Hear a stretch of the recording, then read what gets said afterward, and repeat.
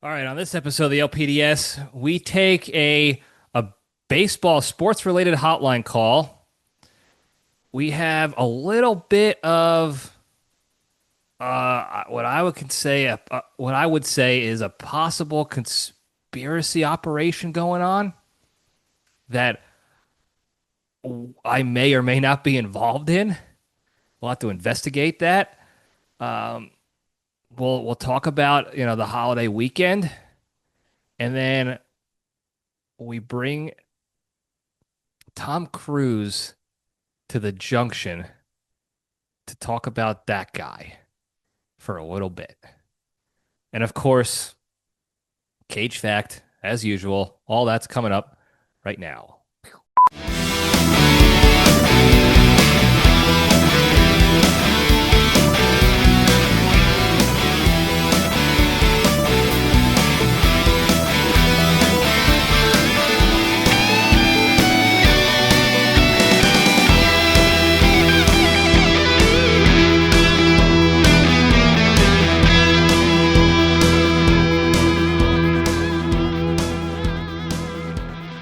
All right, Jabronis, we're back.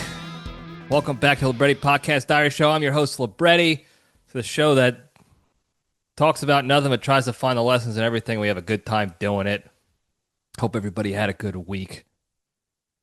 Mine was fine, uneventful, regular, normal, nothing terrible.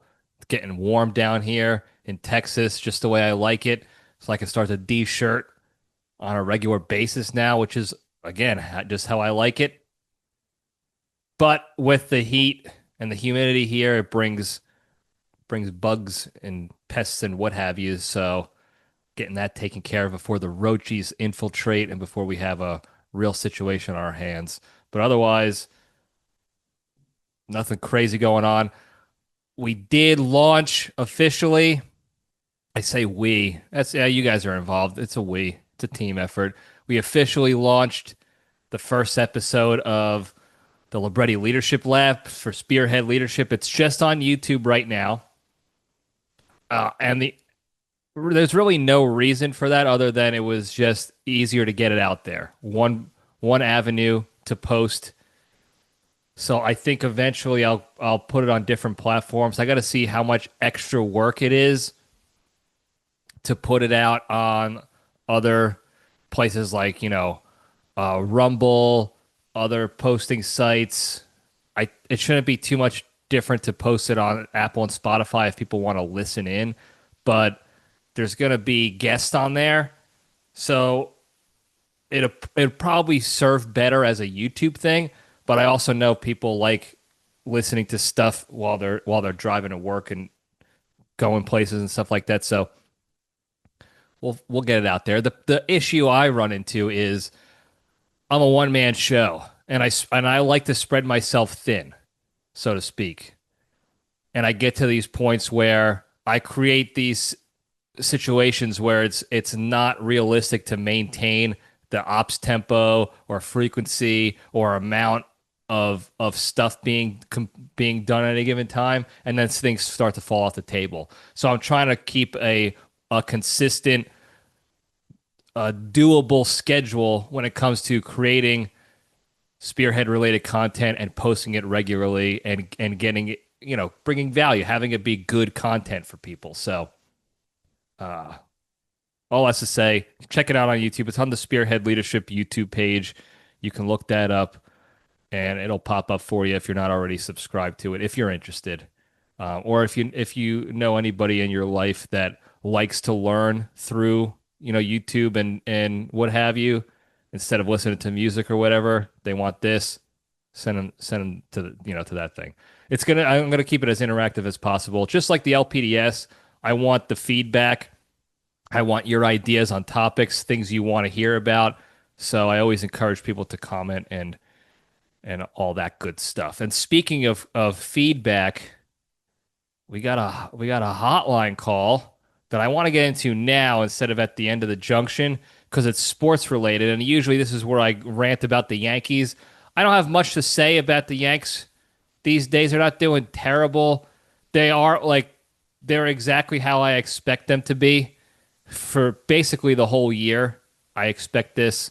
There's going to be ups and downs, but at the end of the day, they're not as fundamentally sound as a whole unit to actually win a World Series unless other teams shit the bed. They have to still rely on other teams being bad. And that's what it is this year again too. So I'm trying not to get too worked up about it. They did just lose to the Colorado Rockies, worst team in baseball right now.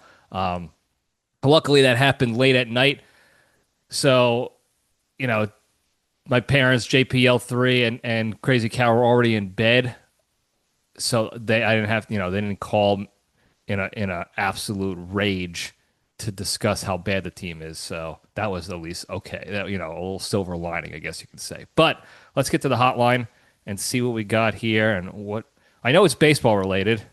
So we're just going to play, see what it's all about, and see if I have any knowledge whatsoever to discuss this topic. If it's not Yankees, it's really usually out of my realm of, I don't want to say expertise, but any sort of knowledge. So we shall see. Stand by here real quick, and we'll make it happen.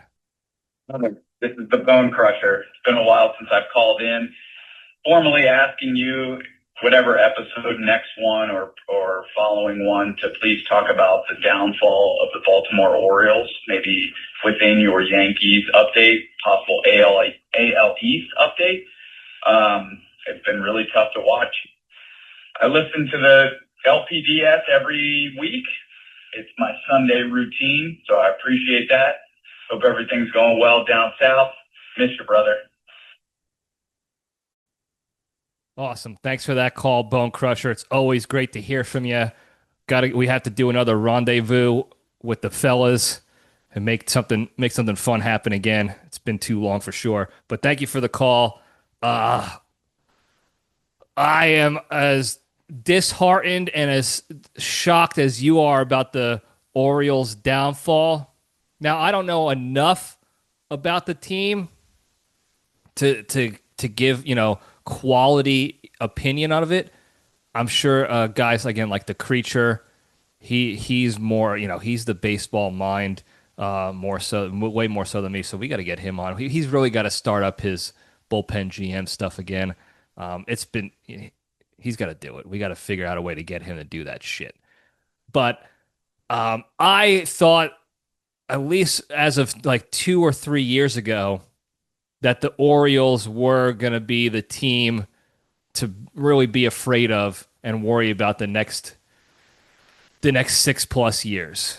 They had a young pool of top tier talent come in, and they were delivering when they first got there in the beginning.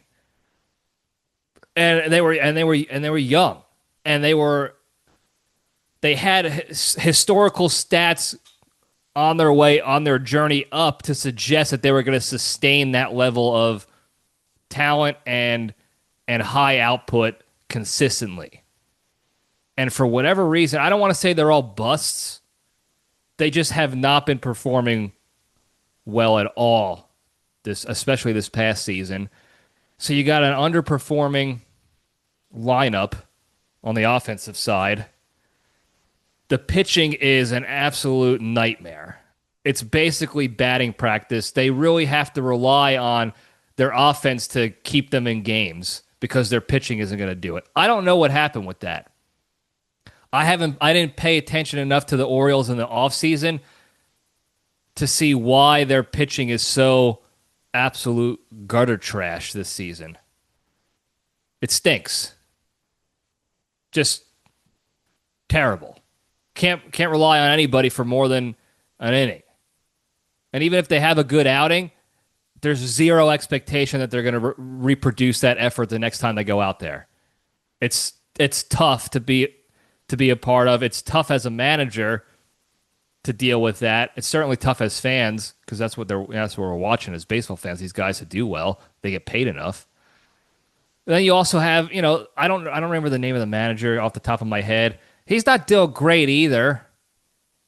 It's not terribly complicated to be a professional baseball manager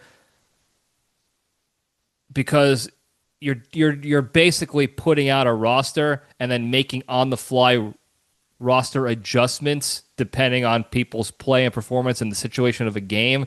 That's kind of where your skill set comes in. But you're not teaching fundamentals. It's not like little league or high school even or even college. You're not doing stuff like that where you're reinforcing fundamentals and baseball knowledge. So it's like whatever talent you have, that's what your skill set comes in where you're going to be able to appropriately manage that team as far as where they fall in the lineup, when they pitch, who they're pitching to, how long do you keep players in, all that sort of how you doing stuff. And he's not particularly doing great. So that also adds to it. Not to mention the fact that I'm pretty sure the owner has been a piece of garbage lately as far as like maybe it's just a GM. I don't remember exactly which one it is. As far as paying guys, retaining talent, acquiring new talent, filling up holes in their lineup and in their pitching rotation. So it's been a conglomeration of a lot of things, and I think it looks like they almost like completely held their hat on the 3 or 4 really strong young guys we have. They're going to carry us, and that's it. And then they just were like, let's see what happens. And those guys are not carrying them right now. They're playing okay. They're not terrible. I forgot all their names. The catcher, is that Rushman? Adley Rushman is the catcher. There's they have that dude whose father played for the Rockies forever. And then he also played like a year or two for the Yankees. His name is escaping me off the top of my head. Man, I can't believe I'm forgetting this name. I see him in my head. He had giant forearms. He might have played for the Cardinals too a little bit. Giant forearms. Played for the Rockies most of his career. His son is on the Orioles. He was the number 1 like prospect a couple years ago. He plays middle infield. He's not bad. I think he could be pretty good. He could be above average, but he's certainly not there this season right now. They had the other shortstop or the other infield. I forgot his name. He's pretty good usually, but they're just not performing up to the level that I think the Orioles management and ownership expects them to. I think they legitimately expected this core group of guys to carry them. And then they have Felix Batista, their closer, who is a scary guy. He's a scary pitcher. He can pump close to 100 regularly. He's got dirty movement. He's a big hulking beast of a guy on the mound. But when you can't get to the closing position, he's useless. That's how you take out that guy. You want to beat a pitcher like that? You want to beat a Mariano Rivera? You take the team out of position to put their closer in. And basically that's what the other teams are doing right now with the Orioles. I think they're tied for last or last place. I haven't checked in a while, so I could be out of date with that information. But I think they're last place in the division. I think they're like the 6th or 7th worst team in the league right now, standings wise and stats wise. I think all that stuff contributed to it.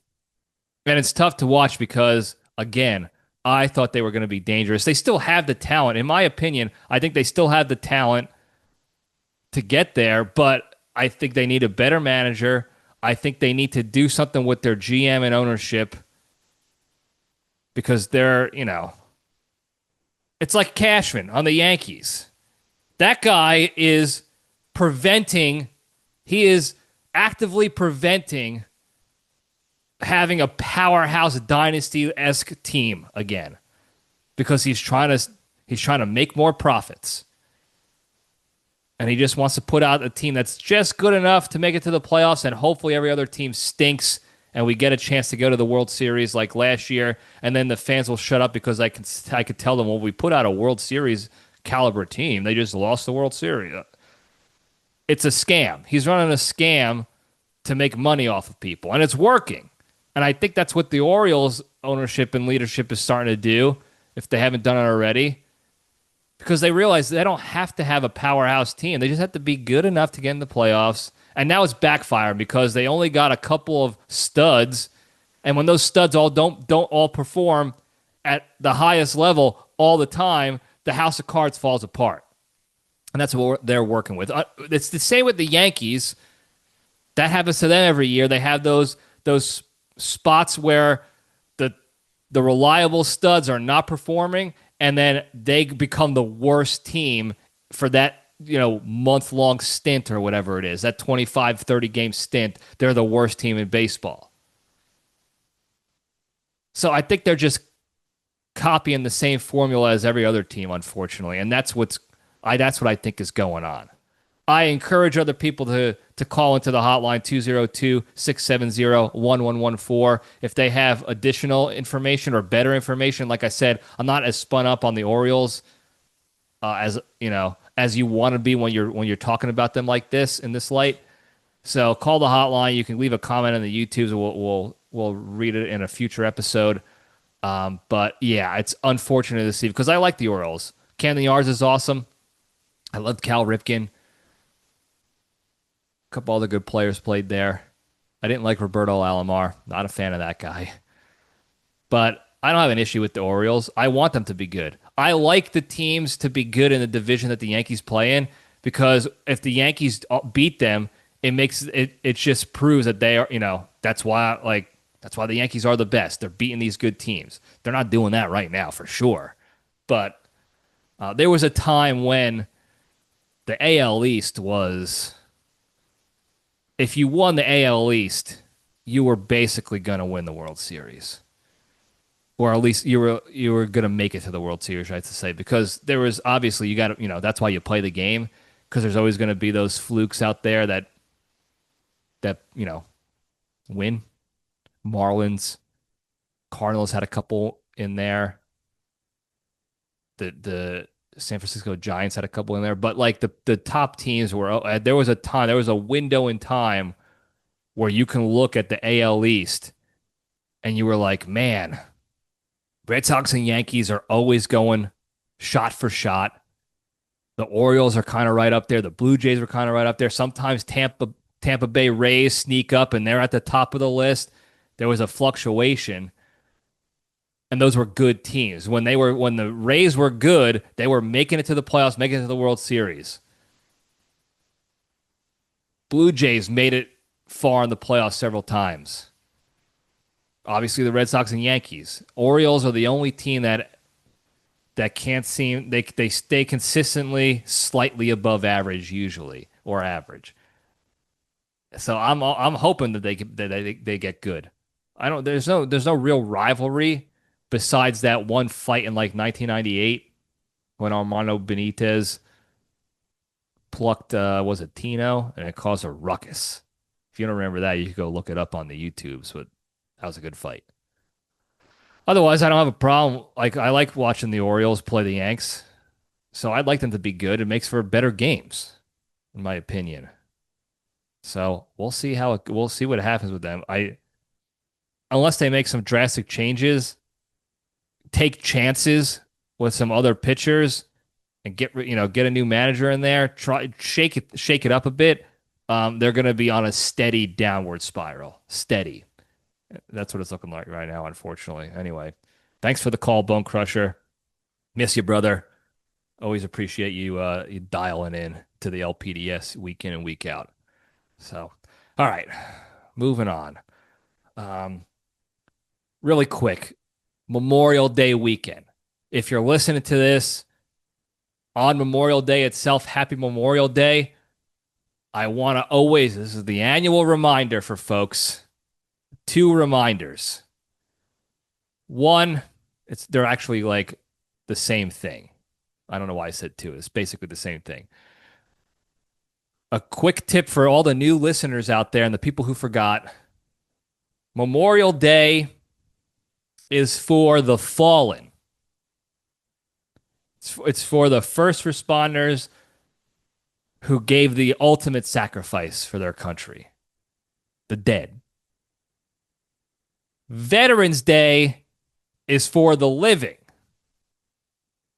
Now they have Armed Forces Day too. That's for the active folks. But Veterans Day is also for the active. You're in or you were in, you served. That's for the living. And I say that reminder each time because A, I want people to remember what this holiday is for. It's not for just going out and trying to pick up chicks or pick up fellas at a barbecue at the lake or at a pool and getting hammered and doing crazy stuff only. You can have a fun time and celebrate, but take a moment to remember what this is about. Okay? We can't let the commercialization of holidays overshadow the reason for these holidays, for these memorials.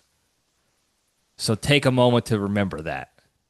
These people went not wanting to go necessarily. They didn't sign up and say, I need to get into a war. I really am craving. Maybe a couple of us did. But they went to serve their country in some way, shape, or form. And they didn't come home. So please remember that. And then the other reason I always remind people every year is it's a strange thing.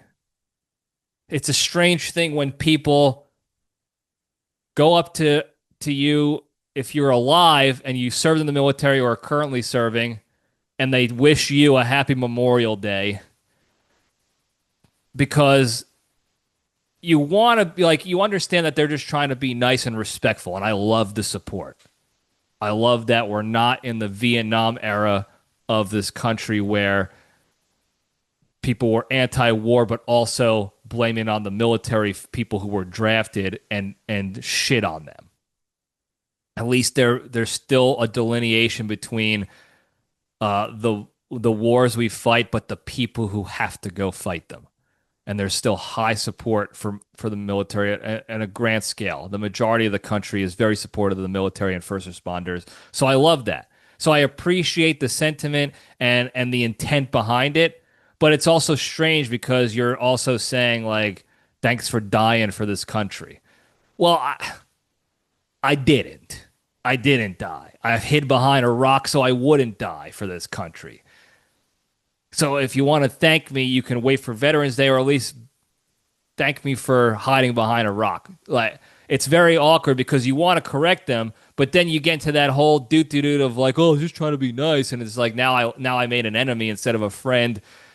So it's a reminder out there to all those before you do that, like, it does create a bit of an awkward situation when you go and thank somebody and wish them a happy Memorial Day and to thank them because we didn't die.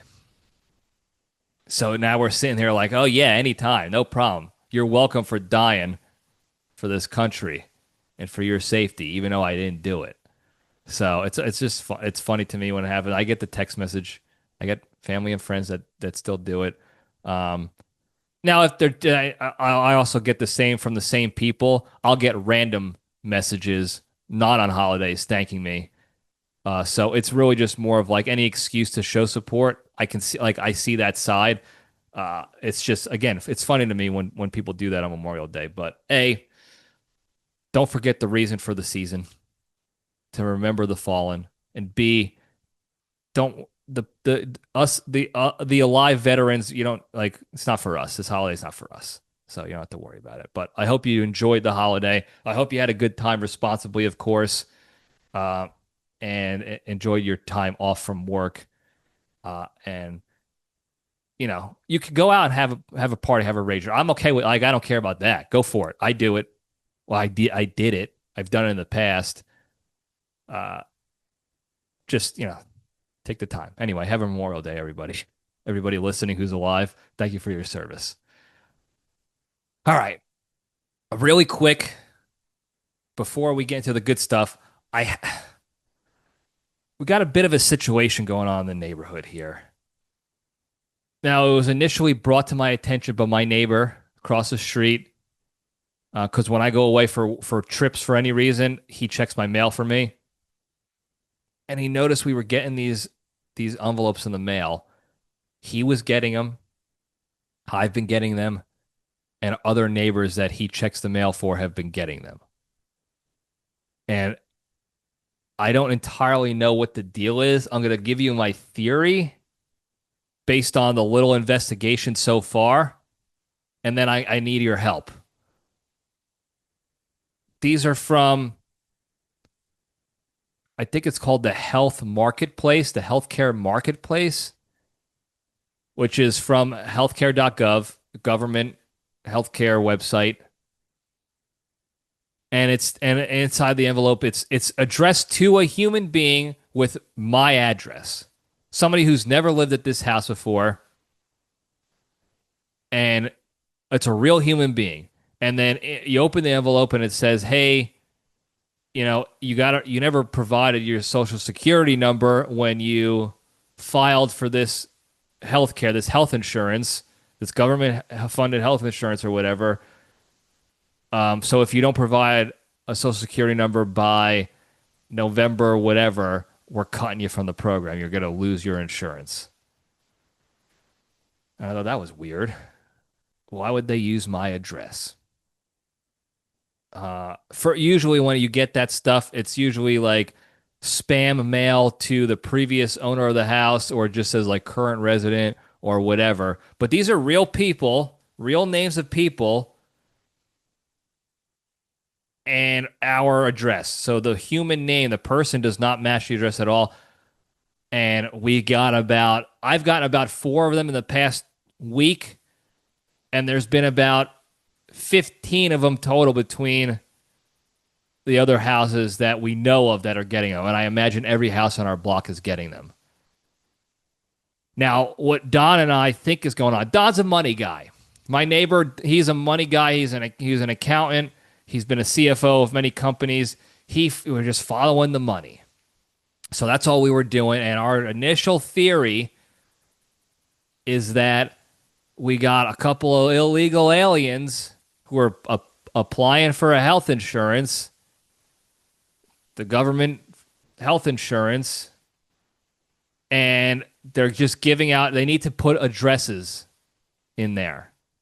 So they're just putting real addresses that they don't, somebody is helping them put addresses there. I don't know who it is. Maybe it's the government. I don't know. And then they get eligible for this coverage, and then they go about their business, and then by November, maybe they reapply with a new address and keep the coverage going and keep the cycle going.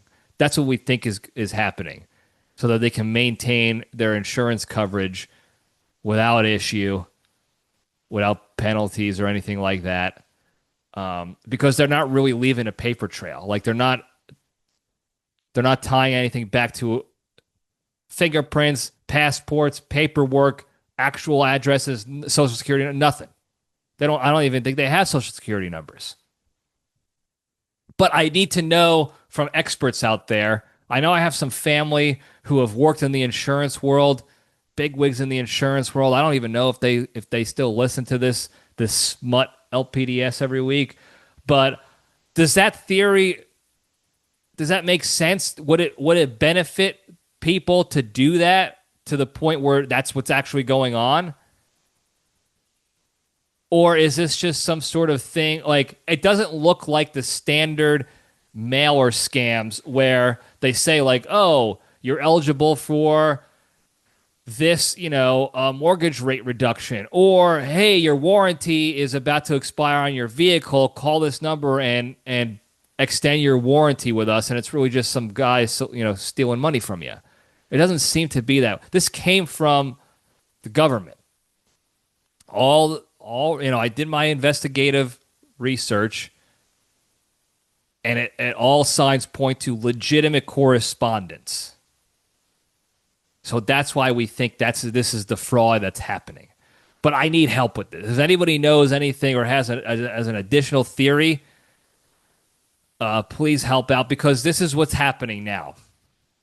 Like I said, I love to spread myself thin. I also mentioned previously that I have been balls deep in all these like the retired military action hero shows that are going on.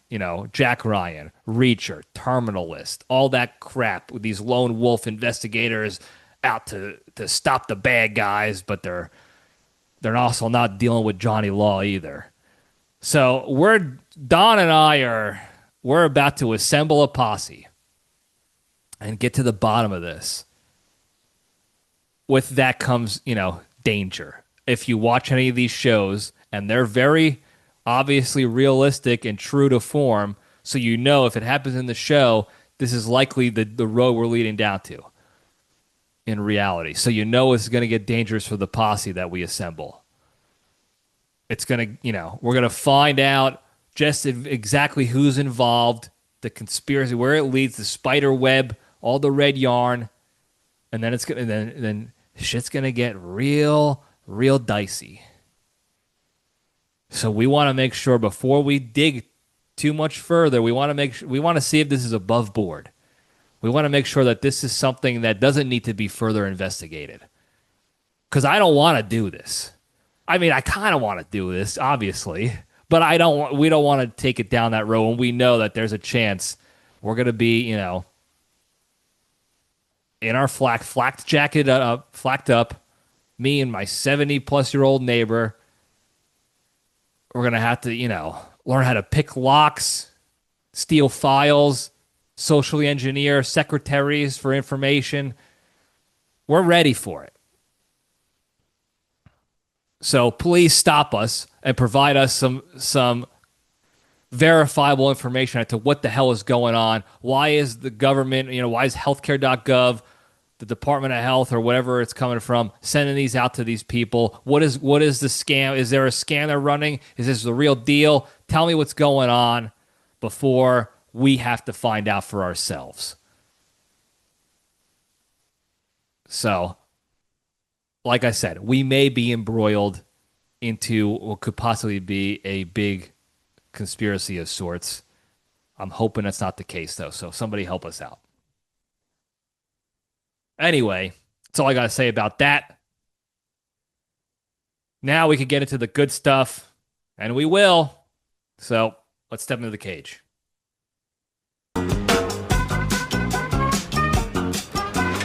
Okay, let's run.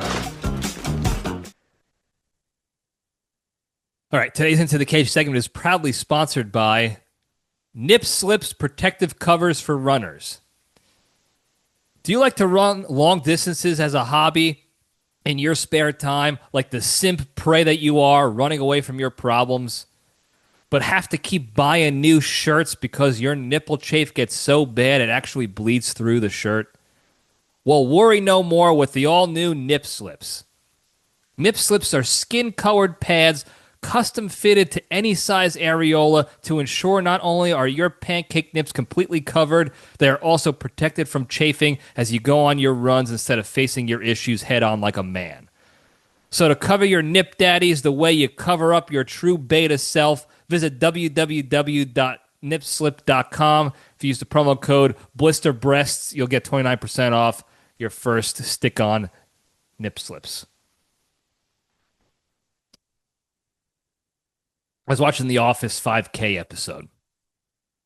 The walkathon for the cure. And I told my buddy Tony Riggs about it, and he's like, we do need to get some coverage out there for the nips. Instead of having to tape cotton balls on your nip daddies. I think I get something for these fellas, for these losers. Anyway, speaking of losers, these sponsors are getting tough. All right, the Cage Fact. As you know, we talked about it previously. John Madden movie is coming out. They're in production. They're filming. They're doing all the how you doings. Well, apparently, a couple of background actors recently walked off the set and quit, initially stating that someone was dropping the N-bomb in the studio wherever they were filming, and I didn't like that. And two, there was supposed to, like, there was nude scenes that they never agreed upon that they were being forced to do, and D, they could no longer stand the method acting of Christian Bale and Nic Cage in their roles off, behind the camera too, when the cameras weren't rolling. This is all initially reported by TMZ. This is who got the interview, and then it came out right after that the N-bomb that was being thrown around was part of the script. They were it was a part of the scene where a couple of the fellas were calling each other N-bombs. Part of the scene because it was indicative of the times back then and whatever. I don't know. I haven't watched the movie yet, so I don't exactly know what scene or whatever. So it wasn't like a guy behind camera was just dropping hard R's at people for no reason, and they were allowing it.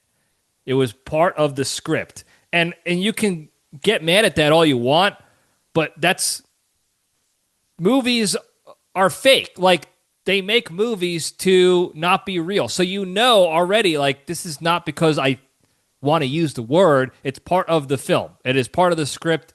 It is what these characters that they do.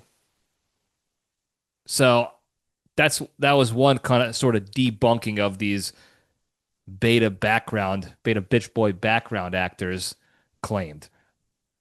They claimed the nudity part. They said they never agreed to do nudity in these locker room scenes or whatever. And then, like, I think the director or producer or somebody, one of the bigwigs was like, actually, everybody signed an agreement and they knew that there would be nudity.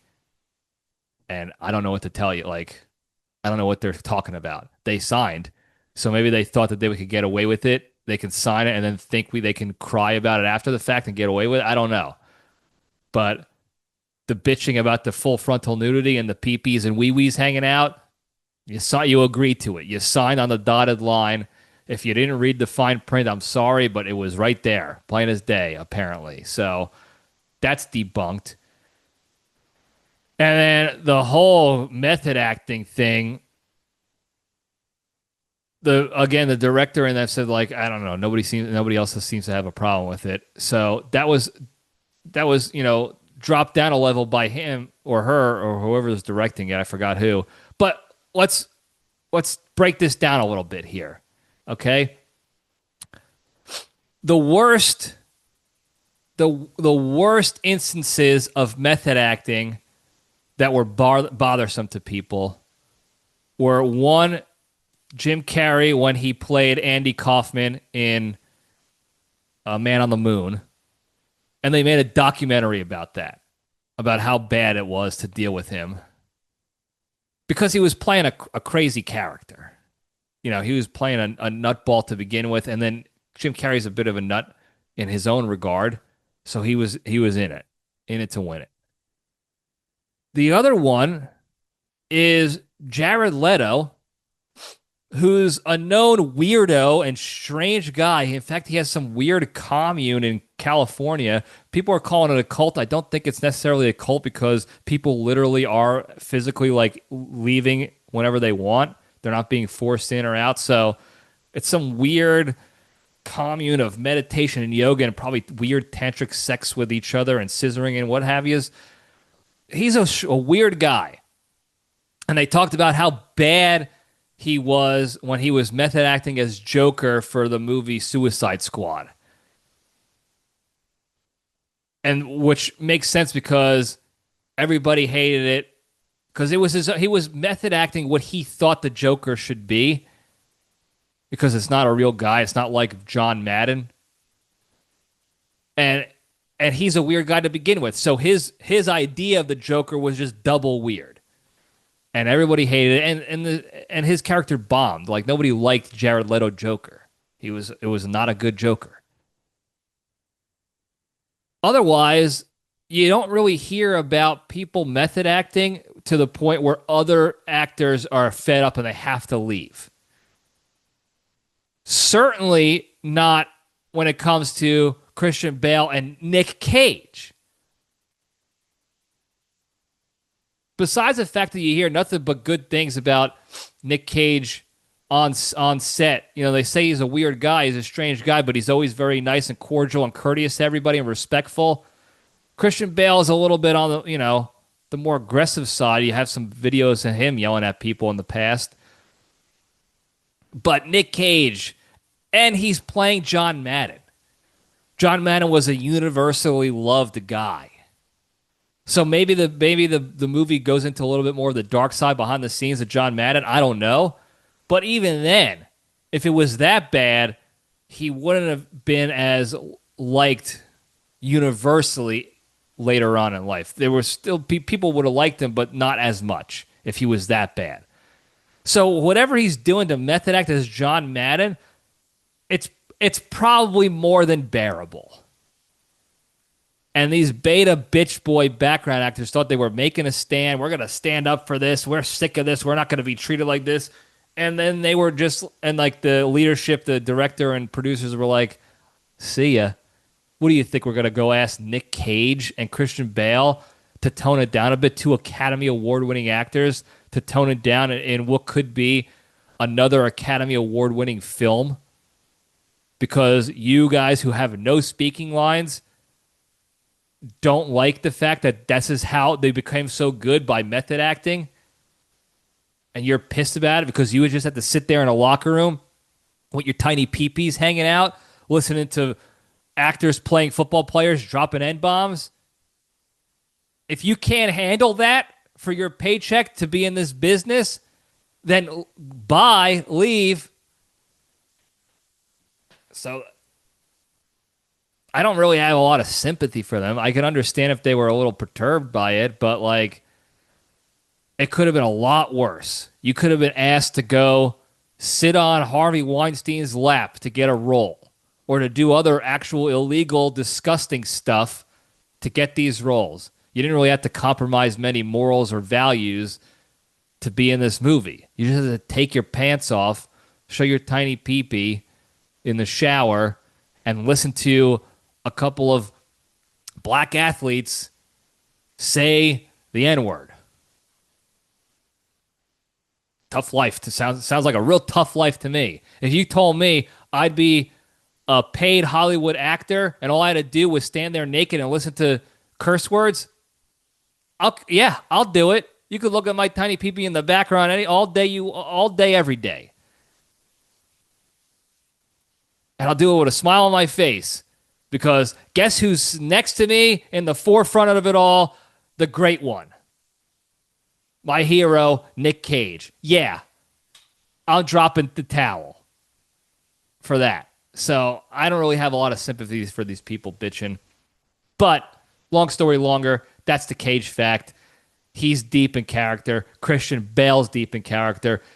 The only other thing I could think of is that they made all this stuff up to drum up attention for the movie, because we all know movies that have a lot of weird backstage drama, most of the time they become blockbuster hits. So maybe that's the ploy. That's the only other theory I have besides these guys just being betas. Either way, as you know, I am excited to see it. So there you go. That's the Cage fact. Moving on over to the Junction, we'll spin the logo up.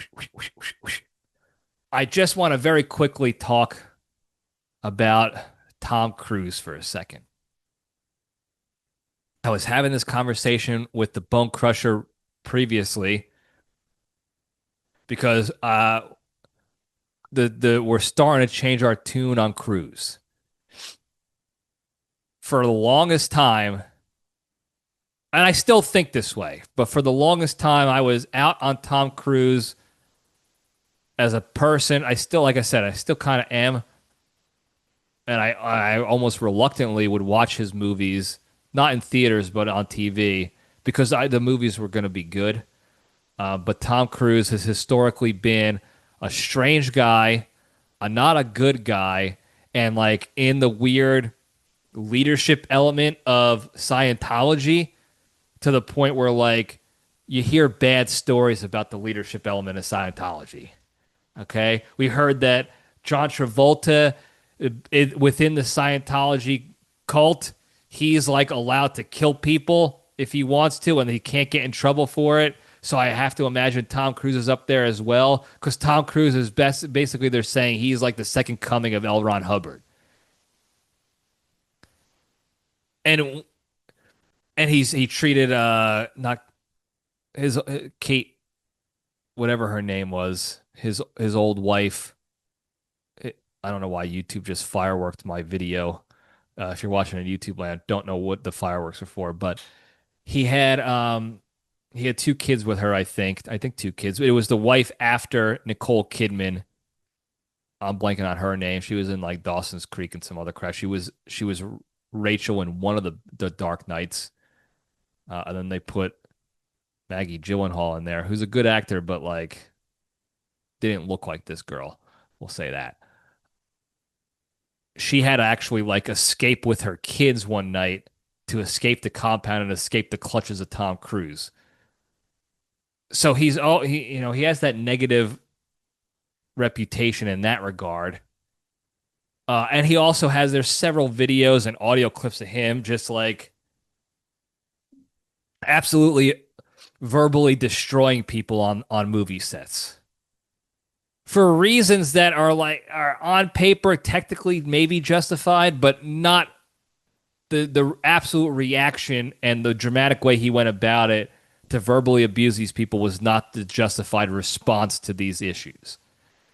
There was the one he was filming one of the Mission Impossibles, I think, during COVID, when everybody had to be masked and separated. And at the time, if you fell into that, then it was like, yeah, it makes sense. You want to make sure everyone's masked because then they're going to shut the set down. We can't make the movie, and then everybody's going to go home hungry.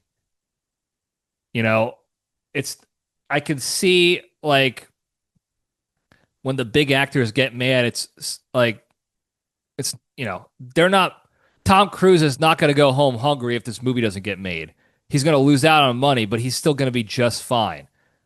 His point was that other people, could get sick because they all thought that it was this deadly, super disease, and if you got it, you were going to die, and if you didn't wear a mask, you were going to kill everybody. He definitely believed that. But also he said it too, like, hey, if this movie doesn't get made, I go home okay. The guy holding the mic, the guy cleaning up the sets, the gal running the wardrobe, like this is their livelihood too. They got to put food on the table. They need the money from this movie too. So that's what he was trying. That was his intent when he was going off on these people for not wearing masks by the craft services table or some shit like that. But he went off on them. Like you would think he just caught two like child touchers on set. The way he was talking down to them. Like they were insignificant nothings, pieces of garbage. And all they did was like leave their masks off after they ate a couple croissants and they didn't put their masks back on. So he's got a lot of shit like that where he just treats underlings like he thinks that they're underlings, like they're pieces of shit. So I never liked him for that. And he was always crazy on TV. Everything was just weird. But he's starting to turn this corner in my brain into the Bone Crusher's, his mind too, because unless he does anything really, Randy, stop licking. Unless he does anything really violent and angry again in the Scientology world where he's like a problem again, he has turned this corner into the antics and the phoniness about him is becoming comical and welcomed. It's now funny. You want to see more of it. Now, very quickly, we have to talk about the fact that, objectively speaking, and I said this before, even when I super hated Tom Cruise as a person, as a piece of garbage, name me a bad movie that he's been in. Name me a movie that you looked and you're like, this movie sucked. You can't. He's like Leonardo DiCaprio in that regard. You can't name even the movies that aren't the best.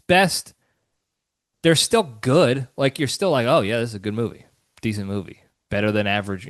Better than any other shit that's out there. Nic Cage is different. And again, I'm trying to be as objective as possible. There are stinkers that Nic Cage has put out, but his performance is always top tier. It's always 100%. So it's one of those where it's like, oh, the movie sucks, but he's good. We've talked about that before. Tom Cruise is not like that. I can't remember a movie where I'm like the movie really stunk and I was not a fan of the movie, but Tom Cruise played a good part. I can't find one. So, and I haven't seen all of them, all the Tom Cruise movies, but I'm hard pressed to come up with any that I've seen, and I've seen a lot of them that have been that where it's like the movie was bad, at least he did okay. No, they're all good movies. At the very least, watchable movies. And I, to give him credit, he's Looney Tunes. He's fit for a straitjacket, but you kind of have to be the best at something. And I think that's what's happening here because he convinced himself that he is the best thing in life. And because of that, again, the power of the mind is unrivaled.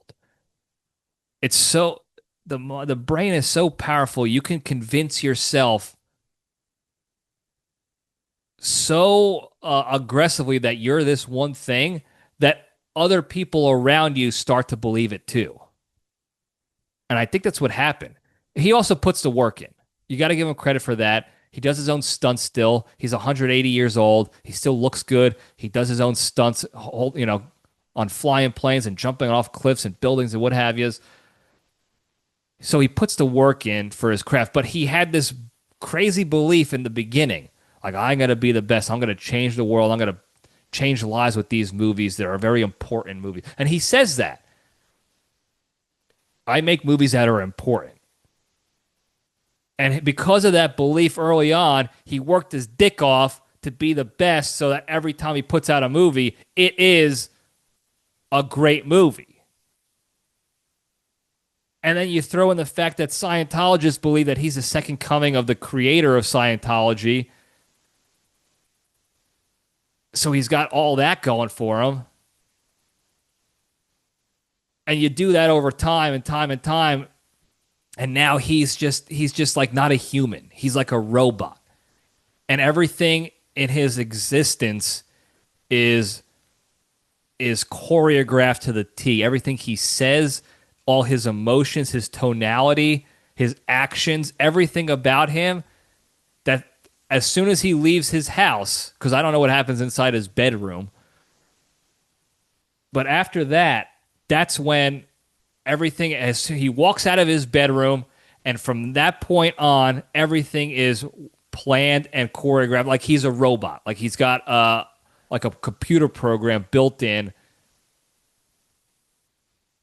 And now it's become comical now. And that's why I think he's turning a corner. He's turning that's, at least in my mind, it's almost like, oh, I want to see more Crazy Cruise because the guy is just a character. He's just a weird robot trying to be a human. He's like acting as a human. His best performance of all time is that he's convincing people that he's a regular guy. And he's been doing this forever. When he was on Oprah, he was trying to come off as, I'm crazy in love with this woman, whatever her damn name is that I can't remember off the top of my head. And he jumped on the couch, I'm in love with this woman. And he thought that, like, this is what people do. When they say that they're crazy in love with somebody, I have to act crazy. I have to show them and prove to them that I am crazy for this woman. So he did that. It was a performance, choreographed. There's the stories out there that he went to somebody's house for a Super Bowl like cookout, not a party at a club or anything, but just like a guy was having people over at his house to watch a Super Bowl, and he was invited.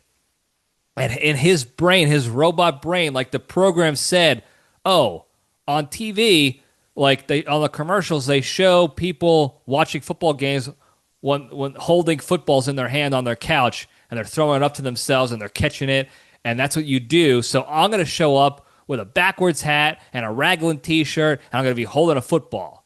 And he showed up with a brand new NFL football, like basically right out of the box, to this freaking guy's house. He's like, hey guys, we're going to do football watching. Like, this is the Super Bowl. We're going to do this stuff. And I got it all planned out. My marker's here. I sit here. I throw the football. You guys say, hey, throw it at me. And I'm going to throw it at you. Like, everything was choreographed. Like, that's a weird thing to do. In actual real life, I've never seen or met anybody who brought a football into somebody's living room for that reason, because they're watching football. Just like I don't see anybody carrying a baseball bat or a baseball glove in their living room to watch a baseball game, or any sport for that matter. That's not what you do. Somebody created that idea for a commercial so that visually you can associate what they were doing in the commercial with what they were watching on their TVs. It was a marketing thing for whatever reason, and he now thinks that's what you do in real life. And it's the same with everything. His interviews, everything is curated. Everything. I just saw him do an interview. I forgot the kid's name. He has this Instagram page called School of Hard Knocks, and he interviews all millionaires and billionaires to get quick, like 2-minute interviews of what made them successful, some tips they have for young entrepreneurs trying to make it in this world, and this and that. And everything he said, like, he had Tom Cruise on recently, because Tom Cruise, his team likely paid this kid to be on there because Mission Impossible, The Final Reckoning, or whatever it's called, is coming out in theaters if it's not already out, and he's doing the press tour. So he wants to make sure every avenue of vision, of camera, of audio, all the avenues of marketing and press are covered. Young crowd, old crowd, middle of the road guys, anybody is seeing his face on their screens of some sort, or listening to it on the radio for the debut of this movie. And that's another thing he's good at. He generates attention and interest. And in this interview, he pulls this thing that I think a lot of people do it now, like a lot of regulars do it now, because it is a good tactic. If you forgot you met somebody or forgot their name or whatever, it's like a way to be cordial and not show that you forgot somebody. So he does this thing, and I read about this a long time ago, that the Hollywood types do this because the real celebrities meet so many people so often that they forget if they met somebody already. So when they see somebody at a party and they're like, hey, Mr. Cruz, how you doing? It's me, Joey Boombots. And he doesn't know for sure if Joey Boombots is somebody he met before. He's just going to say, hey, it's great to see you. Hey, nice to see you. Because that way, if he says nice to meet you, then Joey's going to be like, we already met. Don't you remember 5 years ago at the Coco Bungo Club? I said, hi, I'm Joey Boombots, and you said hi. And then now you're putting them in, everybody's in a weird situation of like, no, I don't remember. Like, I meet millions of people. You're insignificant. So you're going to make that fan look insignificant and feel insignificant. And Tom Cruise, of all people, knows he has to be seen in this positive light, because that's going to generate viewers and box office numbies at the theaters. So he has to be the hero people want to meet. You know, you always say, everyone says, don't meet your heroes because in real life they're different, blah, blah, blah. He doesn't want, like, according to you, according to everybody else, he is exactly what you think he is. Awesome. The best guy. Cordial. Friendly. Remembers everybody. He will never admit that he doesn't remember somebody. So he did this in the interview. And then the next thing he said was, the kid asked him, like, what do you do for, what is the business that you're in? And he goes, well, I'm in film, and that really encompasses all business. And you could call him crazy. You could say, like, this guy's crazy, so full of himself that he has to say that, like, he has to say he does the most important thing. And of course he thinks being an actor is the most important thing. And in the grand scheme of things, there's probably more important jobs out there than being an actor. But in Tom Cruise's universe that he has cultivated for himself and others have cultivated around him, it is the most important thing because he's not just filming, he's doing stunts, he's writing scripts, he's helping with directions, he's keeping people in line behind the scenes, he's promoting, he's doing all the business aspects to generate money. He's running a business essentially by himself. He is a business. Tom Cruise is a business in and of itself. And again, like he said previously, he thinks all his work, the movies that he puts out, are important. He says he only takes movies that he knows are going to be important to people. And to him, important means like this is real, important, serious stuff I'm providing to these people. It's not just entertainment. It's something so much more. It's important. There is something else in there. There's something deeper in there. Meanwhile, the majority of us are just like, this is a really cool action movie. Awesome. Entertain me. It's so much more to him, and that's what he is putting out into the world. And I think he actually believes it. I'm not to say that it's not important. I love his movies. But I don't think he's like, there's some things he just says just because he thinks like this is something that people want to hear. Like, I'm going to bring a football to a watch party because that's what people do. That's what I think people do. And I think what they want to see is Tom Cruise being one of the gang, like a cool, normal guy. So he tries to be a cool, normal guy, even though he's a robot. It's the same thing with these videos of him eating popcorn at all these premieres. Somebody got in the bug in his circuit board that movie theaters, popcorn, movies, popcorn, movies, popcorn. You go to the movies, you have popcorn. That is the quintessential thing you do, and that's true. Like, at least as far as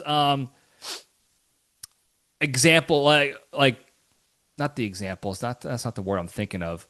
When it comes to like when you think of movie theaters, what do you think of? Oh, popcorn and soda or whatever. Popcorn is the next thing. Maybe some people will say candy or whatever, but it's like movies and popcorn. Even at home, it's like, oh, we're going to watch a movie, I'll make some popcorn. Somebody told him, like, hey, don't forget, you got to be normal, you got to be human here, and humans like to eat popcorn at the movies. He took that and he's like, okay, well, I am going to make sure that there is no doubt that Tom Cruise is just like everybody else and he likes popcorn in his movies. And who's to say when he's actually watching a movie by himself in the privacy of his own compound that he even has popcorn or has ever had it before ever? We don't know for sure. But in front of the camera, every interview for this premiere, every news station that had a camera, everybody with their phone out, if he talked to you, he brought up popcorn. There's a video montage out there on Instagram. It's just clips of him talking about movies and popcorn. And how that's what he likes to do. Oh, yeah, when I go to the movies, I got to have my popcorn. I'm a big popcorn fiend. I'm a big fiend about it. I'm a fiend. I'm a popcorn guy. You got to have the popcorn. Like, he takes it always to the extra level, over the top. Like, to the point where it's like, this is not what regular humans do.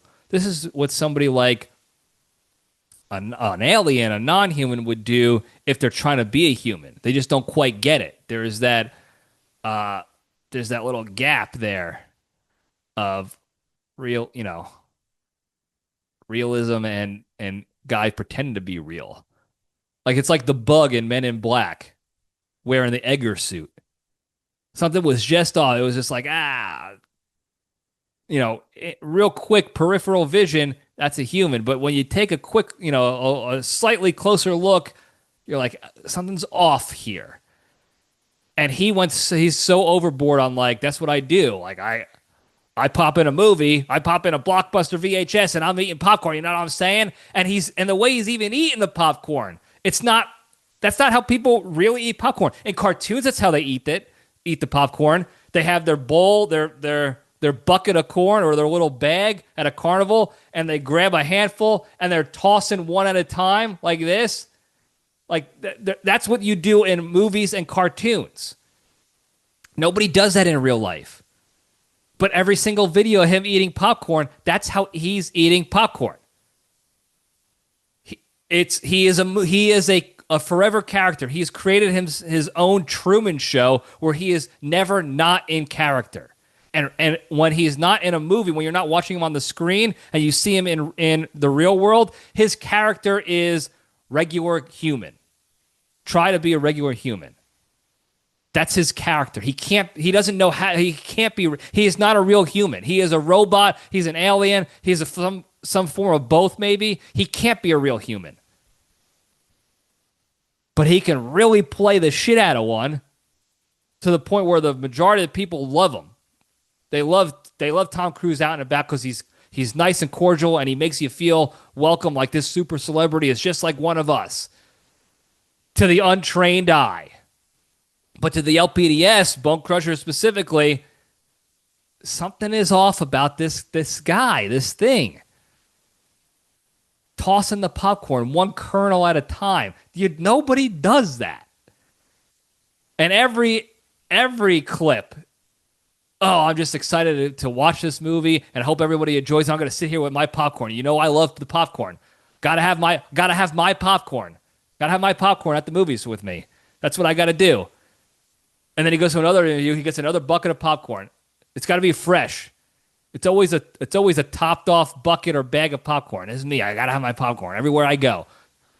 Hey, if you guys see me with a movie theater, with a movie in front of me, popcorn is right next to me. You know it. I'm the popcorn guy. I'm Tom Cruise, the popcorn guy. I'm not a celebrity. I'm not above everybody. I'm just a popcorn guy. I love the popcorn. I love throwing the kernels in my mouth, just like every other human being out there. Tossing one kernel at a time.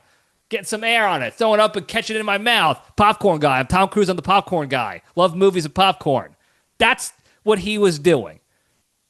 And then he saw somebody do what I would say is the most normal thing that you probably can do when you actually go to the movies in real life. He saw a person in the theater, because one of the things he was doing, he was going to actual movie theaters and saying hi to all the fans, and then they were premiering the movie for them. So it was a regular movie theater with regular people, and this person in the front row in the corner there did what, like I said, what I would assess to be the most common practice when it comes to eating popcorn at a movie theater. This person ate the whole bucket of popcorn before the movie started. And at first, again, if you don't go to the movies all the time, I can see if you don't buy snacks or concessions, I could see why maybe you don't see it as normal. You're like, that's crazy. That's so much popcorn. Here's the deal. You get free refills at most places. So you're going to get your money's worth. It's not cheap. For concessions at movie theaters, more often than not, people are sneaking in snacks in their purses and what have yous. But when you get popcorn, you're paying a premium for this bucket of popcorn, and you get free refills. So that's the play. You take down all this popcorn fresh right there on the spot before the movie starts so you can go and get a refill and get your money's worth, but also have popcorn for the movie because you don't want to leave mid-movie to go refill your popcorn. You're not going to do it, especially if it's a Tom Cruise movie, because you know it's going to be a good movie. So this person did the actual most normal human thing you can do, and it's short-circuited him. It set off a thing in his head like, hey, you don't do that. And he's like, he goes, oh my God, you ate all your popcorn already. The movie didn't start. You got to get more popcorn. Here, let me help you with the popcorn. Like, he couldn't fathom. Like, I can't believe this person finished their popcorn already. The movie didn't start. How are you supposed to toss one single kernel at a time in your mouth if the movie didn't start yet? You're supposed to wait till the movie to start or for the cameras to be on. He was flabbergasted. But he was also still in character, so he was friendly about it. He was like, actually, just like, hey, I'm one of your pals. I'm just going to josh you a little bit. Hey, you ate all your popcorn. What are you going to do now? Ha, no popcorn. I got popcorn. I'm tossing it in one kernel at a time. I'm pacing myself because that's what I do. I'm the popcorn guy, and I pace myself with the popcorn. You got to get more popcorn. The guy is Looney Tunes. The guy is Looney Tunes. And I have to admit, as bad as he was in the dark side and behind the curtain of the Scientology world of Tom Cruise, I have to admit, I'm starting to like alien robot Tom Cruise a little bit more these days. To Crusher's point, I'm starting to like watching these videos of Tom Cruise trying to be a regular guy. There should have a reality show, a hidden camera reality show, following him around in public to watch him be a regular guy. Like, watch him try to be regular.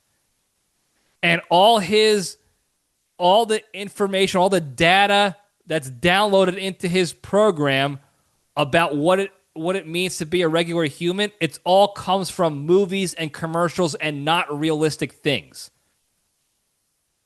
His programmers, whoever's uploading the information to him, they're not getting it from YouTube or cell phone videos or real life, or they're not recording real life. They're getting it from Hollywood already. Movie sets, music videos, TV shows, commercials, all these already like fake created scenarios. That's what they're downloading into his algorithm to act like a regular human. And that's what makes it so much better, is that he's not looking at a guy in real life and be like, oh, I got to do that. Like, oh, I got to eat all my popcorn before, and then I got to go back and be like, hey, I'm going to refill because I want to get my money's worth, just like a regular guy would. Even though I have $1 billion and I don't need to get my money's worth, I'm going to do it anyway because that's what regular people do. He's not looking at regular people. The information, he's analyzing the patterns of life of characters, of fakes. And then he's going out in the real world and he's out there acting like this, thinking like he goes, I'm telling you, he goes back to his home. He goes back to his compound. His team leaves him. He goes into whatever room he's actually allowed to be himself in. Maybe it's just a closet, like South Park said. He just goes into a closet and he's got a mirror and he looks at himself and he goes, you crushed it today again, Cruz. Tommy, you did it again. Another day where people think that you're not only human and a great actor, but you're a regular guy just like them and they love you. You're the hero that they always wanted. You crushed it. Meanwhile, most of us are sitting here like, is that guy a robot? I can't tell. I don't know if he's an alien, if he's a bug, if he's a robot, if he's all of them in one, if he's man, bear, pig. I don't know what the hell to make of this guy, but something about this guy is just off from the rest of the humans. That's just a little off. It is that uncommon valley that we were talking about with the CGI a couple episodes ago. Uncanny valley, that's it. It's that gap of like that something's off. Like you're 90%, 95% regular human, but that 5% is off enough to where it's like, wait a second. Am I in a simulation here? Is that guy not real? Like when Jim Carrey in The Truman Show started to figure out that he was in essentially a simulation. He was in The Truman Show. There was a couple of things that started getting off. There was glitches in the Matrix. He's a glitch in the Matrix. And unfortunately, and we might be in the Matrix. We might be in the simulation, and he's on the outside, and he's trying to blend in without getting caught, without us realizing, like, oh, there's the real world is where he lives, and we're in the simulation. But he's the glitch. He's just a little bit off, and it's just something fishy about that guy. And now I'm at the point where it's like, I need more Tom Cruise. I need more of that Tom Cruise, that strange guy who continues to put out absolute blockbuster bangers time and time again. And now, the more he's in front of a camera outside of the movies, not behind the big screen, but just in front of a camera, interview style or real, on the street style, the more I want to see him now. I want to see him more in quote unquote real world to see how he tries to navigate through the real world, the human world. And I'm just absolutely fascinated by it. The popcorn stuff was wild. I can't describe it. The clips, how there's a lot of clips out there these days of like news stations. They have that one clip where it's like 40 news stations and they all were reading the same story and the same script about how you got to be careful about the media. They put out the same propaganda and the messages are the same and everything's the same. You got to be able to think for yourselves and not listen to that. And it's the same script and they just overlay 40 different news stations reading the same thing, telling you like, hey, watch out for this, but they're the ones actually doing it. That's what I don't even remember. What was the point? What was I making? Oh, that's the popcorn clip overlay. I was going to say, what the hell was I going with that? That's the popcorn clip overlay. It was just all these clips of him talking to different people in different settings, but it's the same thing. He's doing the same thing. He's acting like a regular guy who this is the first time he's heard this question and talked about popcorn and movies. It's incredible. It's incredible to watch. And I'm nothing but impressed with his dedication to his craft of trying to be a regular human, a regular guy. And unfortunately for him, whether he's a real human or not, he's so far into stardom, into celebrity status, that he can never be regular. That's another theory too. That's another possibility, is that he's just so far removed from regular society because of his Hollywood's fame and stardom. His universe that he exists in is now just completely different from the regular universe. So he does have to actually try to like figure out like what goes on here. Like if I went to his universe with all the Richies and the pedos and all those, like I have to now, like, how do you operate in here without sticking out? How do you blend in? Like that's what he could be trying to do that. He's like, he hasn't been a regular person just walking around the street, watching a movie in the theaters like a normal in so long, he just doesn't know what it is anymore. That's another possibility. But I need more of it. I need to see more. As long as he's not doing anything bad anymore, I need to see more Tom Cruise. And that's all I got to say about that, folks.